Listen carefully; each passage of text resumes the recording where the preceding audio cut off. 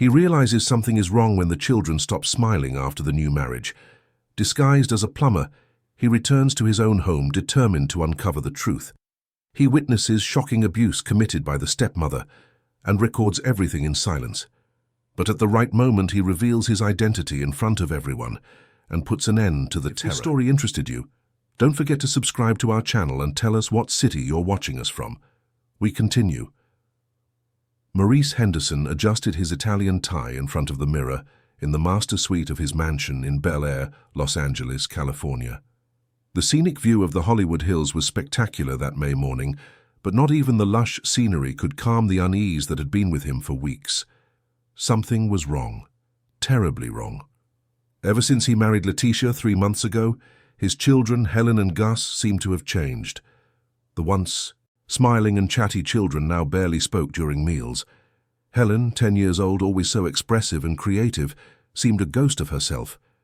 Gus, only 7, clung to the small fire truck he had received from his biological mother before her passing, as if that object could protect him. "Is everything all right, darling?" Letitia's melodious voice interrupted his thoughts. She appeared at the door, impeccable in her navy blue silk dress, her dark hair perfectly styled, her jewelry discreet but visibly expensive. A woman who looked straight out of a fashion magazine. "Yes, just worried about today's meeting." He lied, adjusting his shirt cuffs. "You'll do great, as always." Letitia smiled, approaching to adjust his tie in a gesture that, to any outside observer, would be one of affection and complicity. But Maurice noticed something in her eyes, a calculating coldness that bothered him more and more. Letitia Monroe Henderson was the perfect executive's wife, elegant, articulate, with an MBA in administration and connections in the Los Angeles high society. Daughter of an important diplomat, she had met Maurice at a charity event, 8 months after the passing of Amy, his first wife. The romance was quick, driven by his loneliness and her apparent dedication to his children. "Have the little ones had breakfast?" Maurice asked, picking up his briefcase. "Yes, Mrs. Jenkins has already taken them to school. Helen had a math test." Letitia replied, checking her phone. "Oh, I remembered. I cancelled Gus's swimming lesson today. I thought it better for him to stay home. He seemed a bit unwell." "Cancelled? But he loves swimming. Why didn't you consult me?" "You were on an important video call." Letitia smiled, but her eyes remained cold. "I didn't want to interrupt. Besides, children need to learn that they can't always do everything they want." Maurice felt a tightening in his chest. This wasn't the first time Letitia had made decisions about the children without consulting him. Recently, Helen had stopped attending the piano lessons she loved so much, with the justification that it was interfering with her studies. Gus no longer visited his friends on weekends. "I'll try to come back early today," he said, grabbing his car keys. "Don't worry, I have everything under control." Letitia replied with a smile that didn't reach her eyes. "Oh, George resigned, so I called a plumber to check the water heater. It seems to be having problems." Maurice frowned. George had been the estate manager for years, since before he married Amy. "What do you mean he resigned? He didn't say anything to me." "He talked to me last night while you were in the office. He said he received a better offer in the Midwest, closer to his family. I've already arranged for a maintenance company to replace him temporarily." Something about that story sounded strange, but Maurice didn't have time to question it at that moment. He kissed Letitia quickly and left, driving his BMW down the winding road that descended from Bel Air. Throughout the drive to his office in downtown Los Angeles, he couldn't stop thinking about the changes that had occurred in his home. It wasn't just his children's behavior that worried him. It was the atmosphere, dense and suffocating, that seemed to have settled within the mansion's walls. At the company, sitting in his office with a view of Santa Monica Bay, Maurice could barely concentrate on the financial reports. The image of Gus's frightened expression when Letitia called him for breakfast the previous morning wouldn't leave his mind. Or the way Helen, once so talkative, now only answered yes or no to questions.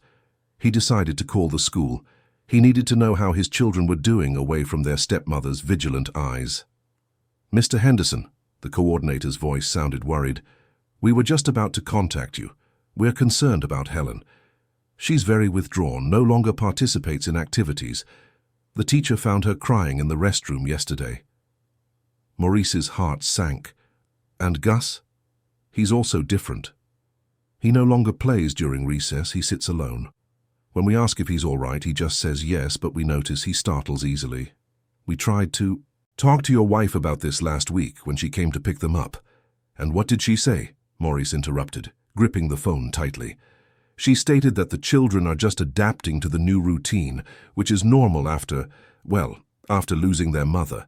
She said they are receiving psychological counseling. Maurice closed his eyes. There was no psychologist. This was yet another detail Letitia had omitted. After hanging up, he stood looking out the window, watching the boats in the bay. He remembered the conversation he had with his mother, Mrs. Cecilia, the previous week. There's something strange about that woman, my son. Her eyes change when you're not looking. At the time, he attributed the comment to a mother's natural jealousy, seeing her son form a new family. Now he wasn't so sure. He called his secretary. Marcia, cancel my appointments for the next few days. Say I have a family emergency. Even the meeting with the Japanese, sir. Even that. Paul can take over. And one more thing. Don't tell my wife anything if she calls. Maurice wasn't going home. Not directly. An idea was forming in his mind, an idea that a few months ago he would have considered absurd, the product of suspense movies. He needed to observe his own house without anyone knowing who he was. He needed to find out what happened when he closed the door and left for work. That same afternoon, Maurice parked his car on a discreet street in the Echo Park neighborhood, entering a theater supply store. He bought a fake mustache, a pair of thick-framed glasses, temporary hair dye, and simple clothes. Then he drove to a small guest house in Koreatown, where he checked in using a false name. As he applied the dye to his hair, transforming his graying strands into dark brown, he sent a message to Letitia. A problem came up with the Washington, D.C. project. I need to travel immediately. I'll be back in a few days. The reply came quickly. Don't worry, darling. I'll take care of everything here. Looking at his unrecognizable reflection in the mirror, Maurice felt the weight of the decision he had made. Tomorrow, he would return to his own house as a complete stranger, a simple plumber coming to fix the water heater. The plan was risky, perhaps even insane, but something told him. His children needed him now more than ever, and Maurice Henderson would not rest until he uncovered the truth hidden behind the walls of his mansion. The next morning, Maurice woke up before his alarm clock. He had spent the entire night awake, reliving the scenes he had witnessed and planning his next steps. Before leaving the guest house, he fastened a small recorder inside the inner pocket of his overalls. He needed concrete proof of Letitia's behavior. When he rang the doorbell, it was Tanya who answered, looking surprised to see him. Good morning, ma'am. I've returned to finish yesterday's job. There are still some pipes with problems, Maurice said, maintaining his Texan drawl. Mrs. Letitia didn't mention you'd be returning, Tanya replied, hesitant. It was arranged with the doctor before he traveled. I have the work order here. He improvised, showing a random paper from his clipboard. Tanya looked around as if checking if anyone was watching them. Come in then.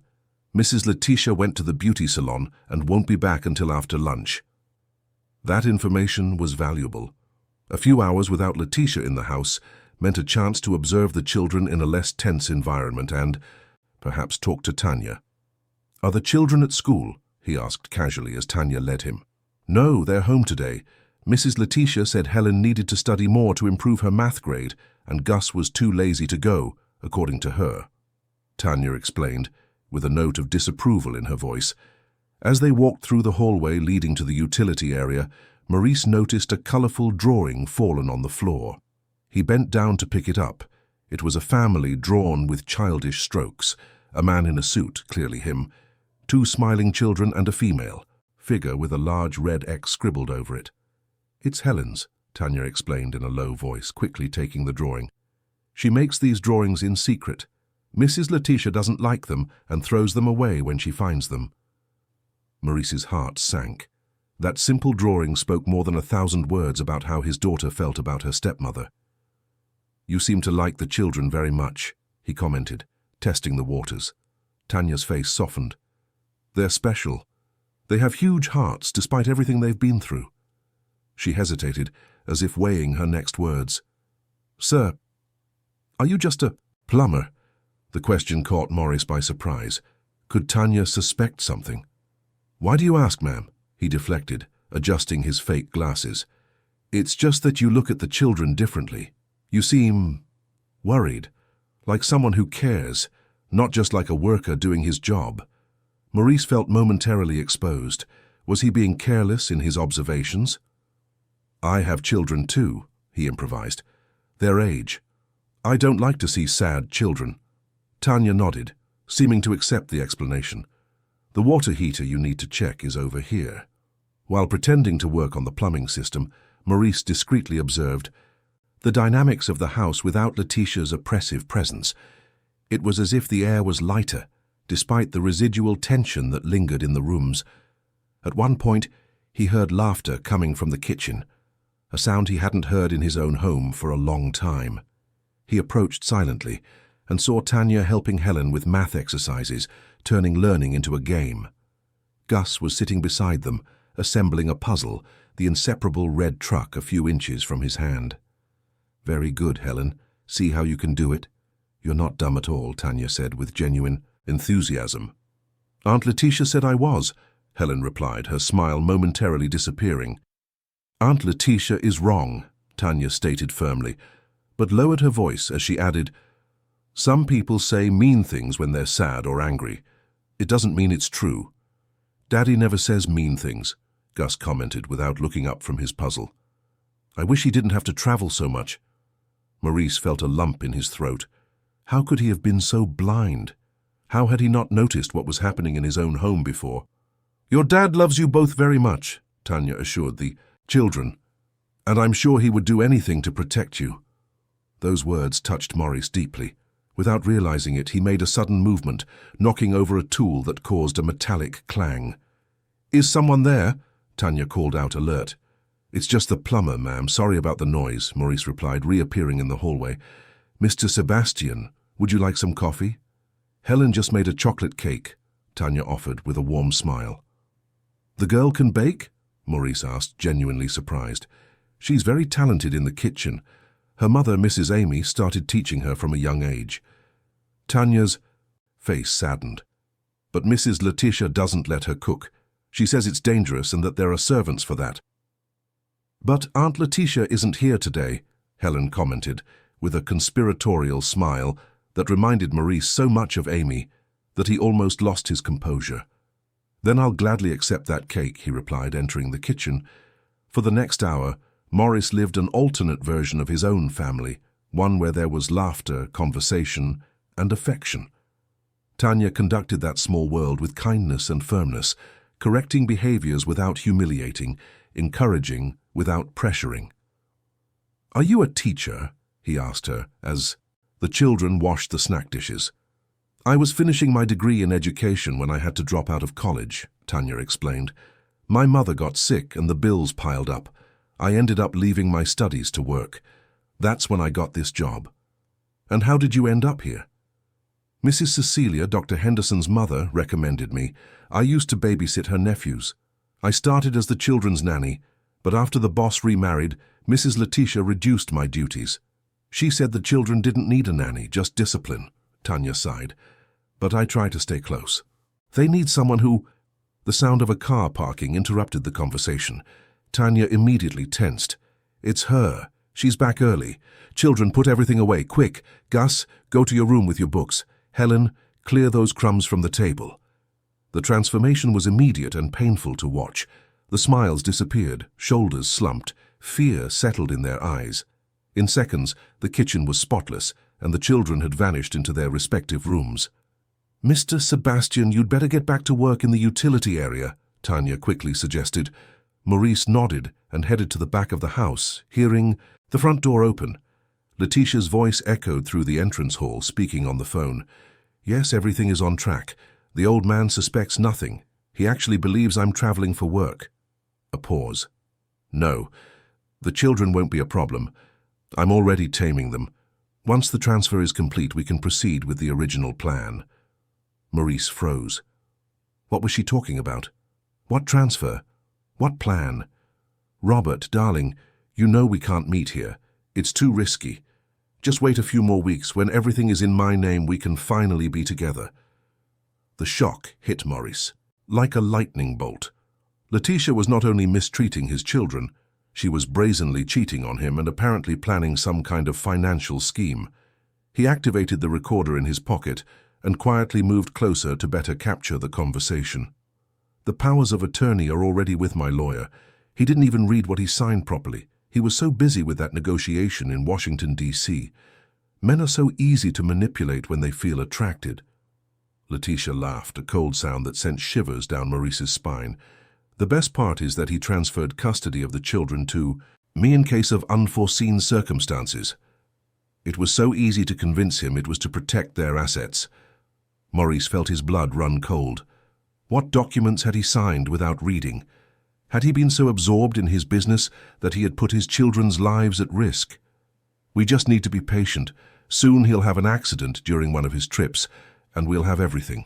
The fortune, the house, and we'll get rid of those unbearable children by sending them to some boarding school in Europe. The recorder continued to capture every word as Maurice fought, the urge to confront her at that moment. He needed to remain calm, gather more evidence, fully understand the plan so he could dismantle it. He heard footsteps approaching and quickly returned to tinkering with the water heater valves, pretending to work. Letitia appeared at the utility room door, now with a completely different expression, the artificial, controlled smile she used in public. Still not finished with the job? It's already the second day. Complicated system, ma'am. Lots of old pipes, needs a complete overhaul, he replied without looking directly at her. Well, finish it soon. I don't like strangers circulating. In the house? Yes, ma'am. Another half day and I'll be done with everything. When Letitia left, Maurice allowed himself a moment to process what he had discovered. What began as a suspicion of mistreatment had turned into something far more sinister. His wife was not only emotionally abusing his children, she was planning to appropriate his fortune and possibly attempt to take his life. He needed to act, and fast. But he still needed to understand all the details of Letitia's plan, and for that he would need Tanya's help, the only person in the house who truly cared about his children. As he packed away his tools, a decision formed in his mind. That would be the last night his children would spend under the same roof as that dangerous woman. Tomorrow, the game would definitively turn. The night in the small Koreatown guest house was torturous for Maurice. The recordings he had managed to obtain revealed much more than he expected. Letitia was not only mistreating his children, but also had a meticulous plan to appropriate his fortune. The mention of powers of attorney and transfers alarmed him. What documents had he signed without due attention? With his laptop open, he remotely accessed his company's system. As CEO of Henderson Enterprises, he had privileged access to all records. He began to examine recent movements and, with growing horror, discovered substantial transfers to an offshore company in the Cayman Islands, created just 3 months ago, shortly after his marriage to Letitia. Helen and Gus Henderson Educational Fund was the name of the seemingly innocent account to which Letitia had transferred nearly $20 million in recent months. Transfers authorized by himself, in documents he had barely read between one meeting and another. How could I have been so stupid, he murmured, to himself, running his hands through his dyed hair. He needed professional help. He called Robert Maxwell, his trusted lawyer for over 15 years. Robert, it's me, Maurice. Maurice, your voice is different. It's a long story. I urgently need to meet you, but no one can know, especially Letitia. There was a brief silence on the other end of the line. Does this have anything to do with the powers of attorney you signed last month? Those that gave her full authority over your assets in case of incapacitation? Maurice's heart skipped a beat. What powers of attorney, Robert? I didn't sign anything like that. It was Robert's turn to seem confused. But she showed up with the documents signed by you. She said you were busy with the acquisition in Washington, D.C., and asked her to bring the papers for notarization. I thought it was strange. I tried to call you, but I was incommunicado during the negotiations, Maurice completed, remembering those 3 days when he had been practically isolated in consecutive meetings. Exactly. And since the documents had your signature, which I verified with previous contracts, I proceeded as requested. Maurice felt a chill. She forged my signature. And what about the children? Is there any document about their custody? Robert's silence was answer enough. My God, Robert. She's planning something against me. I overheard a conversation today where she spoke of an accident during my trips. Maurice, this is extremely serious. We need to annul those documents immediately and file a complaint. If she's really planning something against your life, not yet. I need more proof. And most importantly, I need to protect my children. She's dangerous, Robert, but tomorrow I'm going to confront her. I already have a plan. After hanging up, Maurice continued, investigating. He discovered regular bank transfers to a man named Robert Nolan, the same Robert Darling from Letitia's call. A quick search revealed that he was a former private security guard with a police record and a history of involvement in dubious cases. Her accomplice, Maurice murmured, printing all the evidence. The next morning, he arrived at the mansion early. This time, however, he had a different objective. He needed to talk to Tanya before Letitia woke up. To his luck, it was the nanny who answered the door. "Good morning, Mr. Sebastian," she greeted, surprised to see him so early. "We need to talk," Maurice said in his normal voice without the Texan drawl. Tanya recoiled a step, confused. "How?" Maurice looked around, checking if they were alone, and quickly removed the fake mustache, then his glasses. "It's me, Tanya. Maurice Henderson." The shock on the young woman's face was instantaneous. She brought her hands to her mouth, her eyes wide. "Dr. Henderson, but how? Why?" "It's a long story, and we don't have much time. Is Letitia home?" "Yes, but she's still asleep. She usually only wakes up after 9. "Perfect." Maurice put his disguise back on. "Listen, Tanya, I need your help. I know you care about my children, and what I'm about to tell you might sound crazy, but it's the pure truth." In the next 20 minutes, Maurice explained everything. His initial suspicions, the decision to disguise himself, the discoveries about the mistreatment, and finally, Letitia's plan to appropriate his fortune and potentially attempt to take his life. "I knew there was something wrong with her," Tanya murmured, shocked. "I always felt she wasn't who she appeared to be, but I never imagined something so terrible. I need your help, Tanya. I'm going to confront her today, but first I need to ensure the children's safety. How can I help? When I give the signal, take Helen and Gus out of the house. My mother will be waiting on the corner in a black car. She'll take them to a safe place." Tanya nodded, determined. "Count on me, Doctor. I'll do anything to protect those little ones." At that moment, they heard footsteps coming down the stairs. Tanya quickly pretended to show Sebastian something in the heating system. "Working early today, Plumber?" Letitia's voice sounded behind them. Maurice turned slowly, keeping his head slightly down. "Good morning. Ma'am, I'm finishing the job today, as I promised." Letitia wore a red silk robe, and her hair was impeccably styled, even though she had just woken up. "Excellent. I want everything ready by noon. I'll have guests for afternoon tea." "Yes, ma'am," Tanya replied, exchanging a quick glance with Maurice before heading to the kitchen. The following hours were filled with tense preparation. Maurice discreetly installed small cameras at strategic points in the house, under the living room table, behind a book in the library, in the potted plant in the entrance hall. He needed to record everything that would happen that afternoon. At 2 o'clock, as expected, Letitia's first guests began to arrive. Women from Los Angeles high society, all elegantly dressed, chatting about charity, fashion, and current gossip. Letitia, in her element, circulated among them as a perfect hostess, the model of the dedicated and sophisticated wife. "My husband is traveling for business, unfortunately. He works so much," Maurice heard her say, with a theatrical sigh. "But he's a wonderful father. The children adore him." The hypocrisy was nauseating. Maurice, still disguised, continued to work discreetly, now in the garden, where he could observe the gathering through the large windows of the living room. That's when he noticed a man entering through the back of the house, tall, strong, with an alert and suspicious look, carrying a small executive briefcase.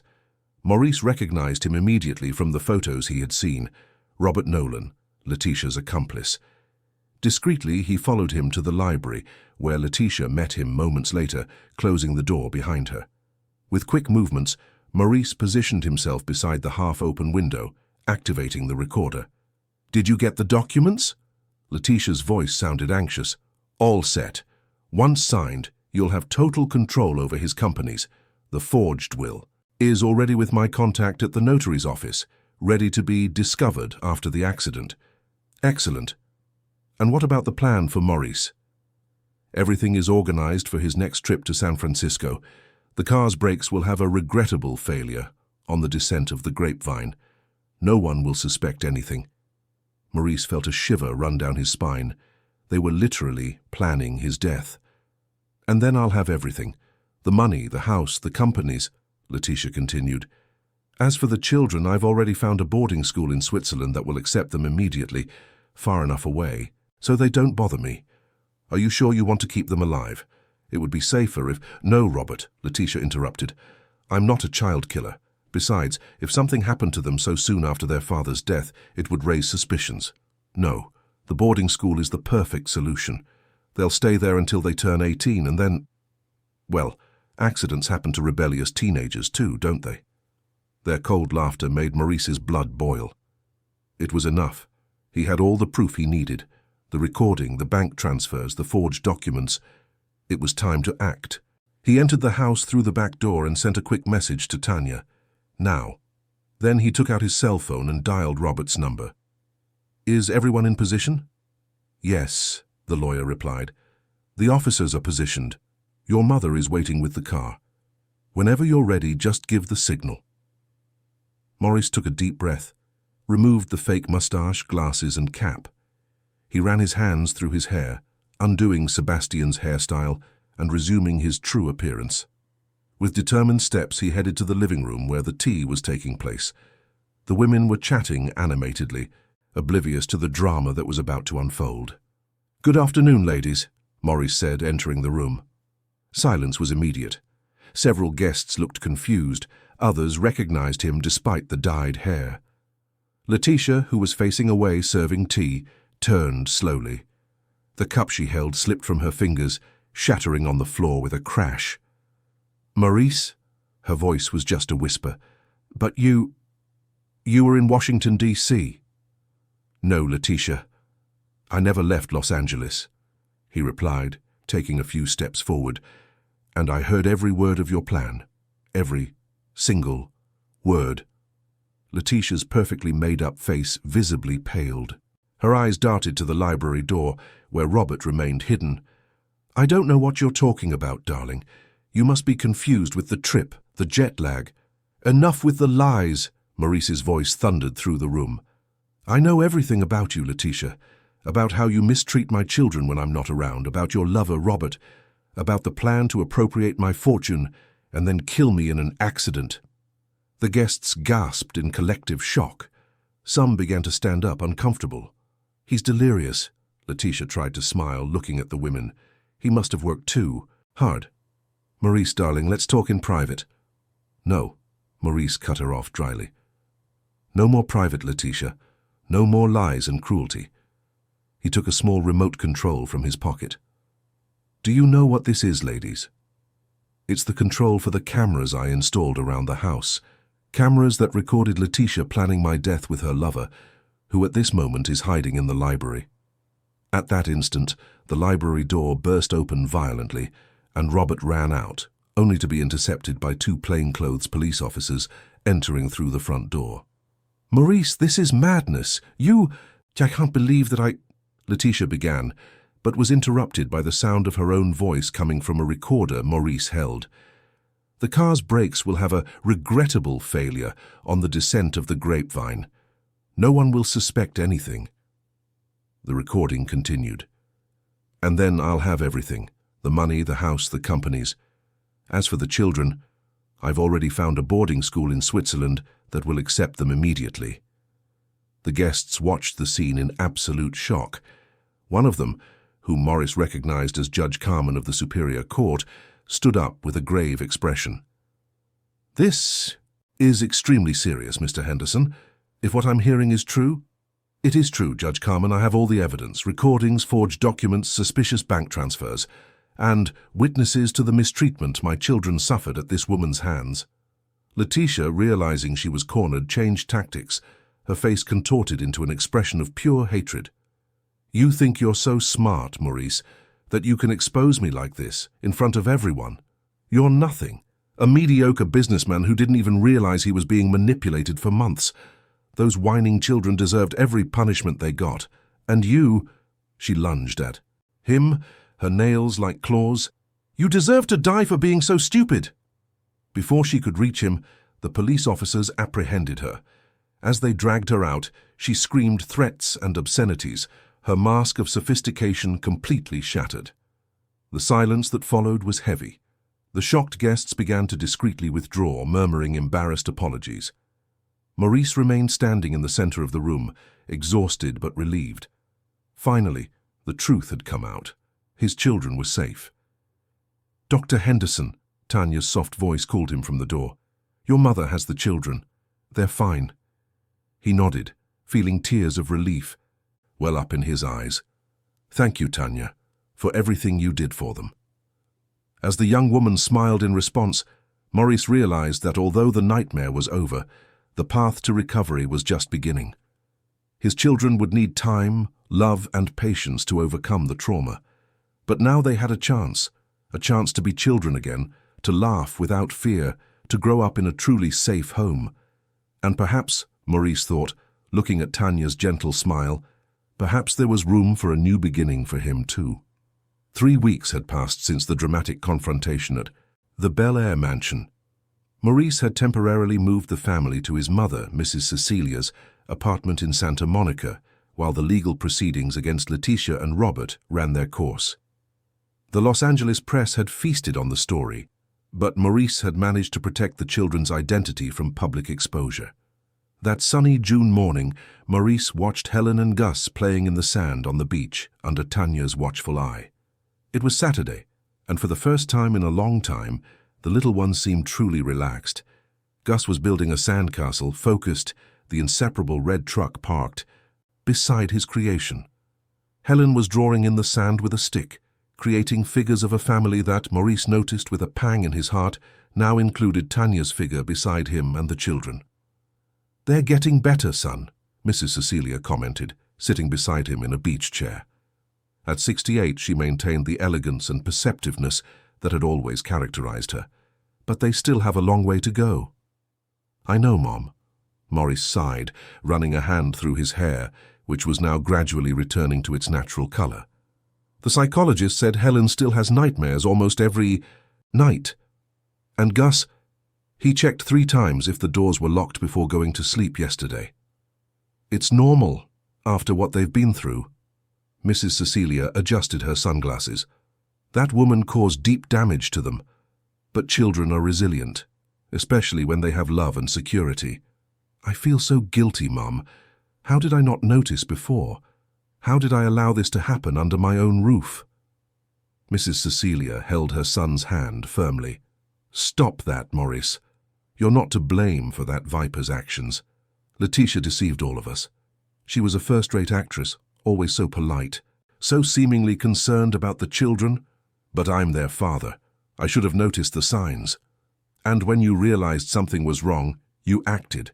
You put yourself at risk. You did the unthinkable to protect them. That's what matters now.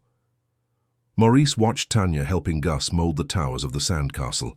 She had a special way with children, gentle yet firm, respectful yet setting clear boundaries. In recent weeks, her presence had become indispensable for the family's recovery. Do you know what Helen asked me yesterday? Maurice said with a slight smile. If Tanya could live with us forever, she said she makes the best hot chocolate in the world, and that she doesn't yell even when we spill things. Mrs. Cecilia raised an eyebrow, looking pointedly at her son. And what did you answer? That it would depend on Tanya, of course. And on you too, wouldn't it? His mother smiled, astute as ever. I'm not blind, Maurice. I see how you look at her, and how she looks at you too.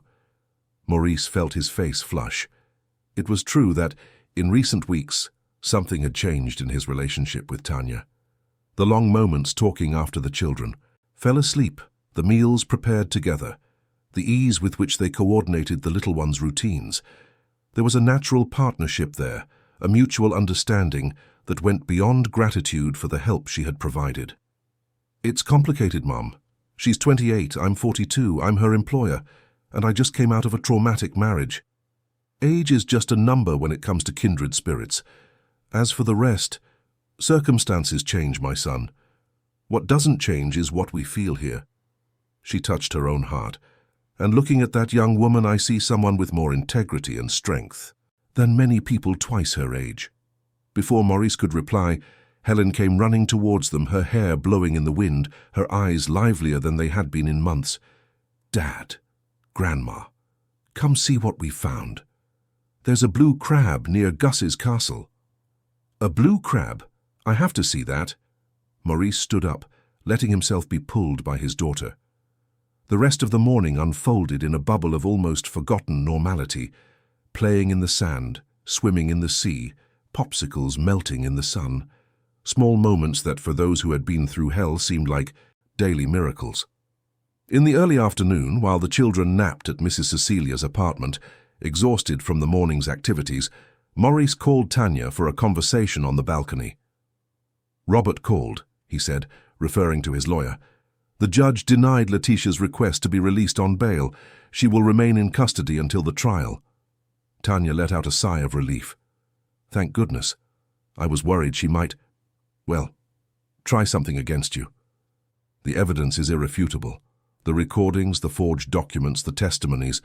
Robert said it's practically impossible for her to escape a conviction for attempted fraud, identity theft, and, worst of all, conspiracy to commit murder. And what about Robert Nolan? He made a deal with the prosecution. He'll testify against her in exchange for a reduced sentence. Apparently, it wasn't the first gold digger scheme they tried.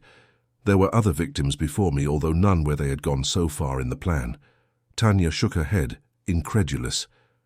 How can someone be so cruel? To use innocent children like that, to mistreat them as part of a plan to steal? The forensic psychiatrist who evaluated Letitia said she exhibits traits of psychopathy, absence of empathy, constant manipulation, pathological lying. Maurice ran a hand over his face, tired. The most frightening thing is how she managed to deceive everyone. Until the moment she was exposed, many people considered her a dedicated wife and a loving stepmother.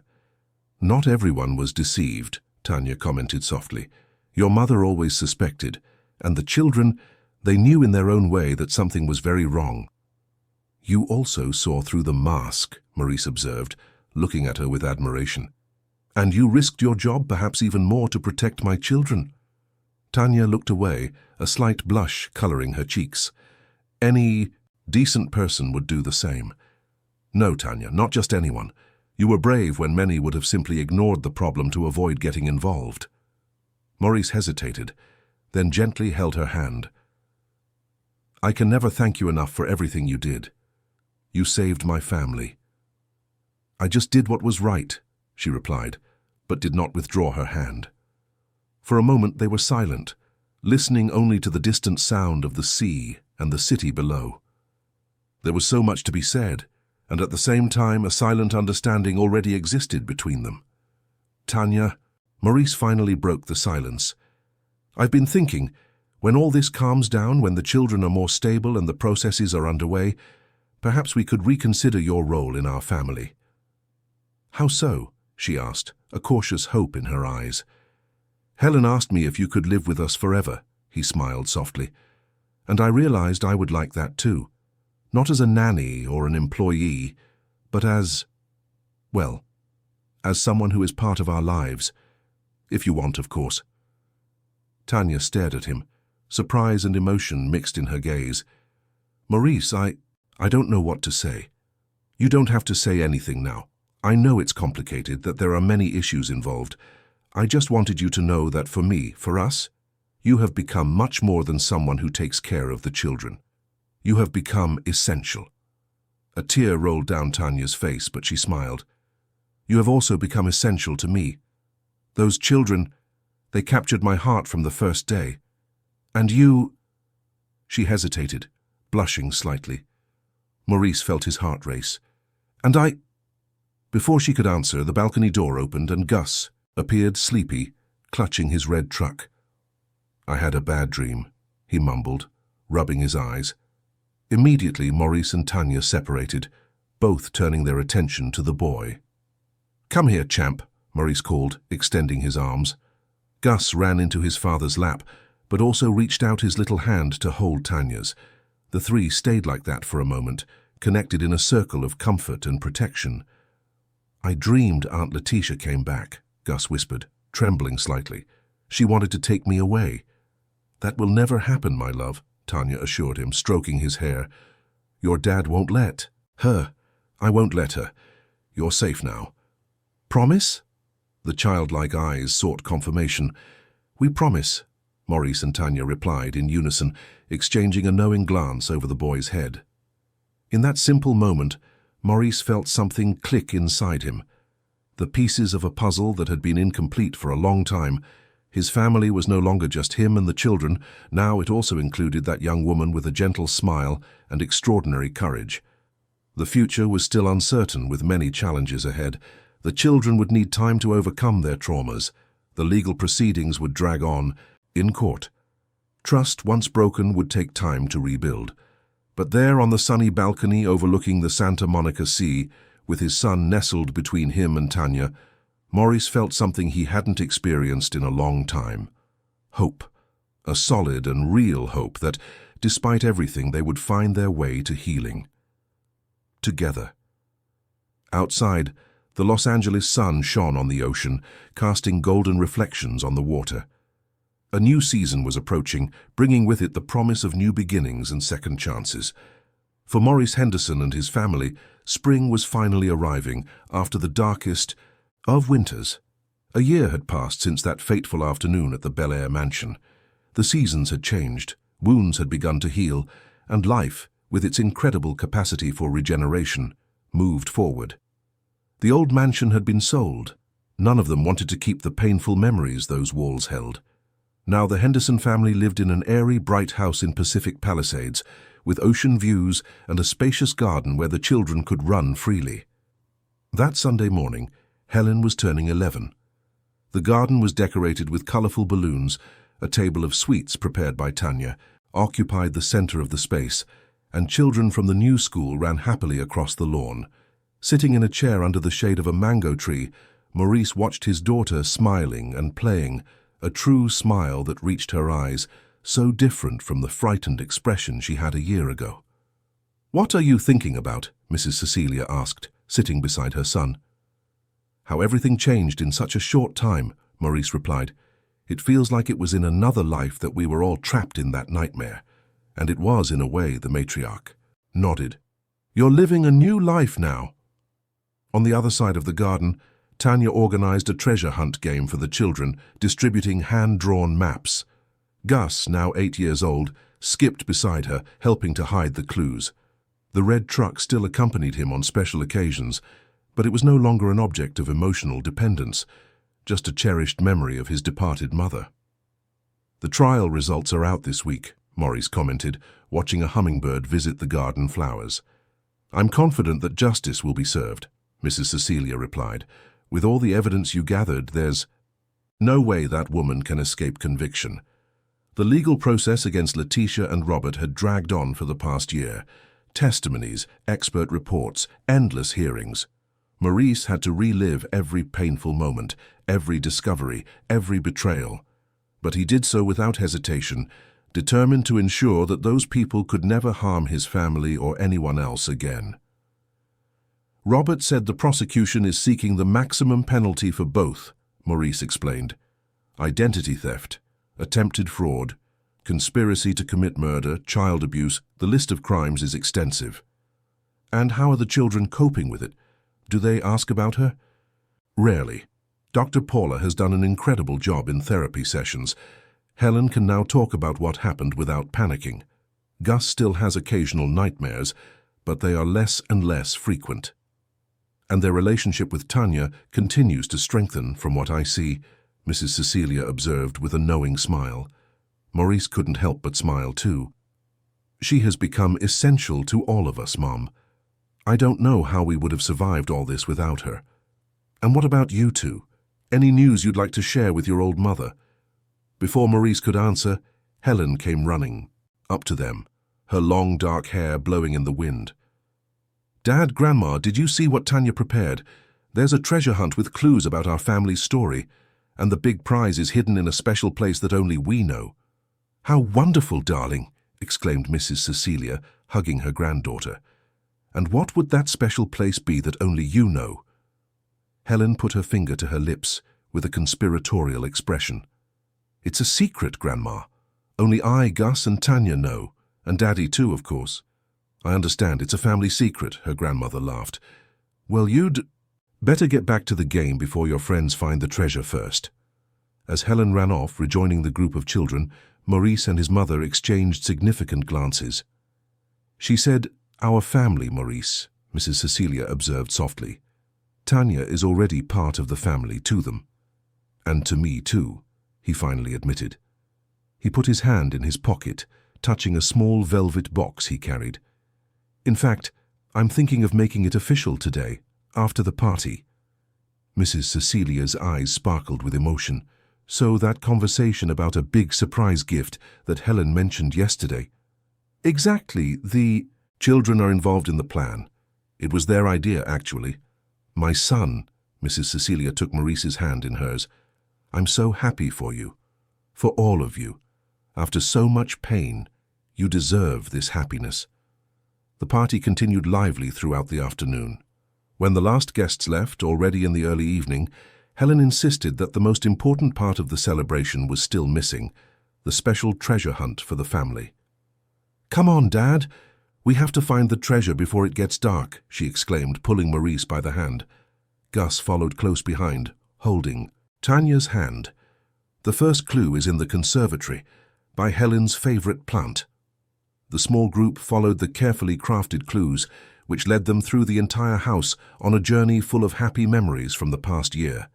Each clue contained not only a direction to the next, but also a special message about the family they had built together.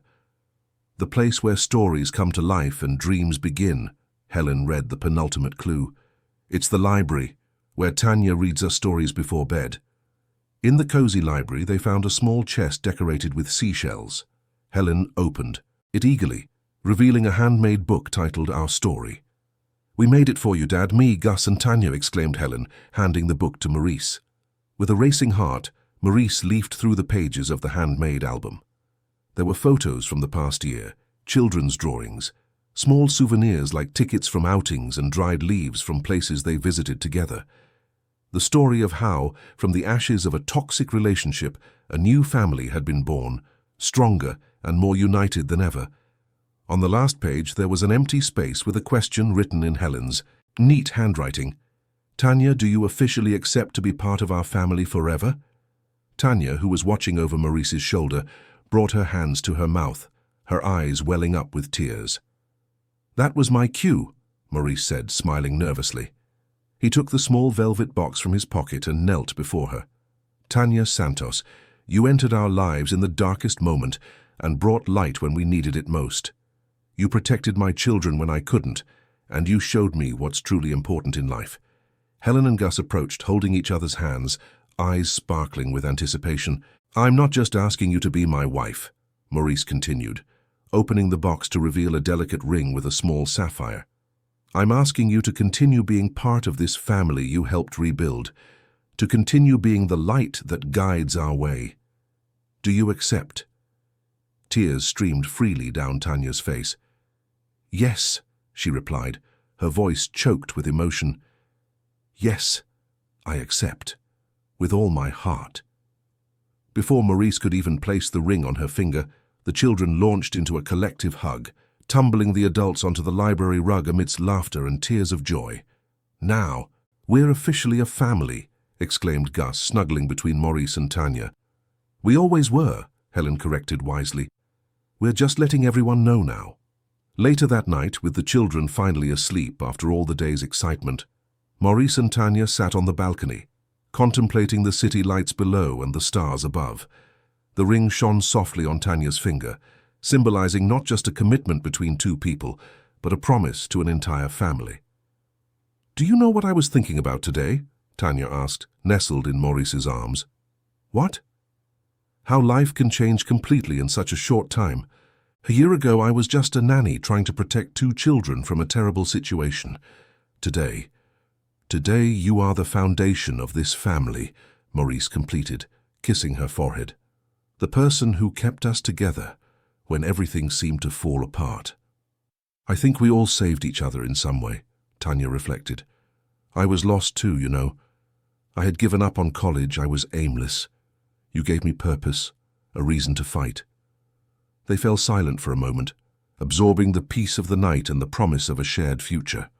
"I got an email from the university today," Tanya commented after a few minutes. "They accepted my readmission to finish my education degree." "That's wonderful!" Maurice hugged her tighter. "You're going to be an incredible educator. Those children will be so lucky. And maybe after I graduate, we can expand that social project we discussed, the support center for children who have experienced traumatic situations." "Absolutely," Maurice agreed, feeling a wave of pride. "We can use part of the company's foundation resources, turn the pain we went through into something positive for other families." Maurice's phone vibrated, interrupting the moment. It was a message from Robert. "Early decision, trial concluded. Letitia, 18 years. Robert Nolan, 12 with the plea deal. Details tomorrow. Congratulations, it's over." Maurice showed the message to Tanya, feeling an invisible weight lift from his shoulders. "It's over," he whispered. "It's really over." "No," Tanya gently corrected, intertwining her fingers with his. "It's just beginning. Our story is only on the first few pages." They looked together at the silent house where the children slept peacefully, at the starry sky that stretched infinitely above their heads, at the distant ocean that reflected the moonlight. So many possibilities, so many paths to travel, so many stories yet to live. From inside the house, like a distant echo of the past transformed into a promise of the future, they heard the tranquil breaths of Helen and Gus. Children who, despite the storm they had faced so young, now slept without fear, protected by the unconditional love of a father who had risked everything to save them, and of a woman whose courage had changed the destiny of an entire family. Maurice Henderson finally understood the deepest truth about love and parenthood, that protecting those we love sometimes requires more than simply being present. It requires courage to see the truth even when it is painful, determination to act even when it seems impossible, and wisdom to recognize the true heroes who appear in the most unexpected moments of our lives. And as the night advanced over Los Angeles, that family, rebuilt from the ashes of betrayal, rested in peace, secure in the knowledge that, no matter how dark the night, dawn always comes for those who have the courage to believe in the light. The end. Dear listeners, we hope Maurice, Helen, Gus and Tanya's journey has touched your hearts. This is a story that reminds us how courage and true love can overcome the most difficult trials. For more exciting stories like this, we have prepared a special playlist that you can find by clicking the link to the left of the screen. Don't forget to subscribe to our channel and like this video to help us continue bringing stories that move and inspire. Every day, we share new narratives that explore the complexity of life and the beauty of human relationships. We want to know what you thought. What was the most emotional moment for you? Share with us in the comments. Thank you for joining us on this journey, and we hope to see you again in our next story.